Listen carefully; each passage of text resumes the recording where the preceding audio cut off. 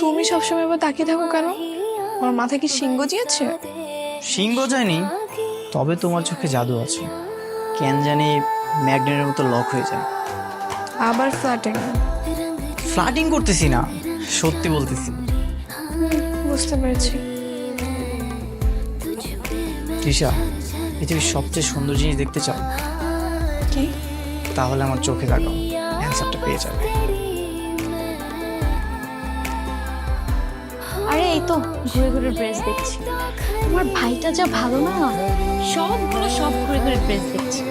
অনেক দায়িত্ববান। কি বলো, ও দায়িত্ববান? ও তো নাম্বার ওয়ান উড়ন্ত। বুঝতে পারতেছে না ইদানিং ও এমন করছে কেন?